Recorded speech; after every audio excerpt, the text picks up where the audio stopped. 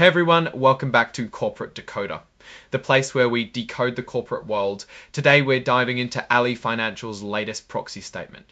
Think of it as the ultimate company yearbook, filled with board member profiles, executive pay secrets, and a few potential shareholder squabbles that might just spice things up.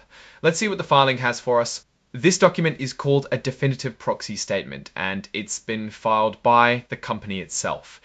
That means it's the final version going out to shareholders before their big annual meeting, where they get to vote on important stuff. We're kicking off with a letter from the big bosses, the chairman and the CEO, talking about how awesome Ally's team is and thanking shareholders for trusting them.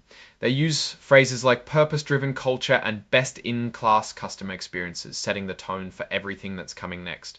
The letter highlights the company's dedication to its employees, customers, and communities, which translates to employee engagement and community impact. Also, they are clearly excited about recent changes in leadership. Let's dive into the numbers. They mention an adjusted EPS of $2.35, but let's not forget the GAAP EPS is only $1.80. Whenever you see adjusted, take it with a grain of salt and keep the regular profit number in mind. Consumer auto originations are solid at $39.20. I am welcome back to the oligach and 2 million. Deposit customers, they did sell off Ally lending and are getting rid of the credit card business.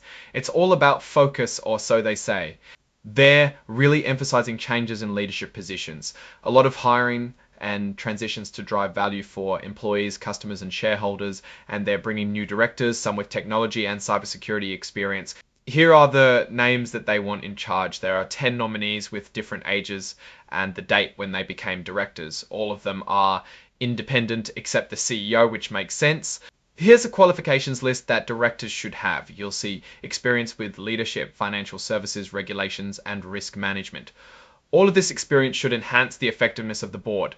Now, a quick look at each of these names that we need to pay attention to. The chairman, Franklin Hobbs, director since 2009 with background in leadership, finance, and risk management. William Carey, director since 2016, has experience in financial organizations and capital markets. Mary Clark is the founding partner of Eachwin Capital and also has finance experience.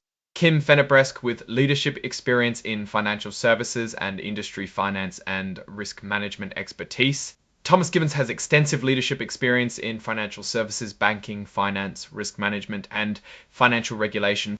Michelle Goldberg is a director and early-stage angel investor with extensive experience in technology, investment, finance, and digital media. Marjorie Magner has consumer finance experience executing strategic transactions in consumer finance. David Riley has technology and cybersecurity experience, along with controls, processes, and systems expertise in technology infrastructure. Michael Rhodes is the CEO, with experience across retail, banking, technology innovations, and commercial partner solutions. Brian Sharples has executive experience in the technology industry with knowledge of technology brand strategy, cybersecurity, and e-commerce. The board goes through a process when they recruit. They're looking for a mix of backgrounds, skills, and qualifications.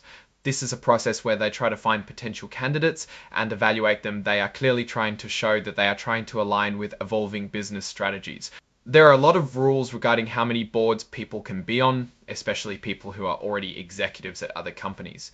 It seems the board has the right combination of people with time to actually sit on a board. There's a big section on how the board handles risk. They call it a holistic, integrated, and proactive approach. The most interesting part is how they oversee tech and cybersecurity, which they see as major risks. Let's talk about the money. Directors get an annual cash retainer, an equity retainer, and extra pay for being the board chair or leading a committee. Not bad for a few meetings. The chart shows that a normal director gets $90K cash plus $145K in deferred stock units. Each of the committee chairs gets another $50-60K.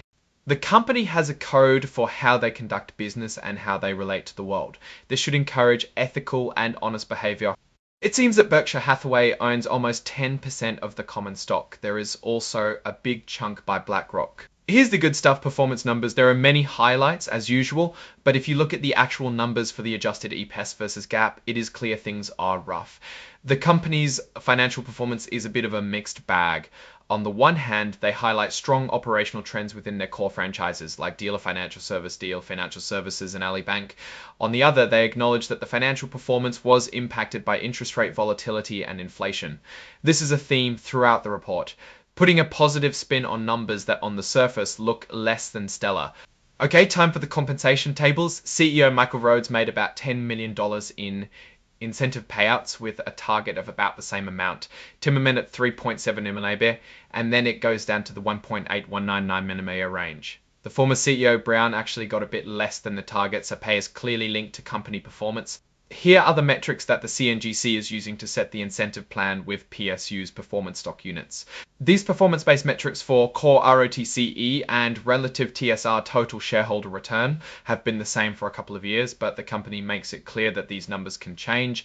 They go into how they'll measure performance and compare it to their goals.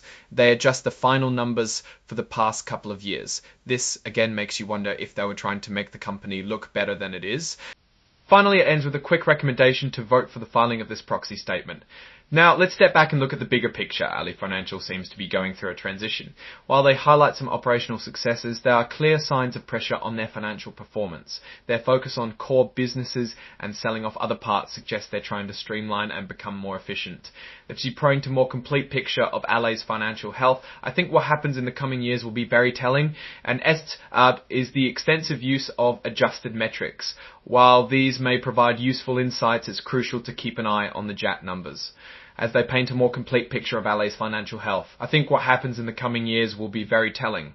That's it for today's Corporate Decoder. If you found this breakdown helpful, don't forget to like, comment and subscribe. Your support helps us continue decoding these complex filings and bringing you the insights that matter. Thanks for watching and see you next time.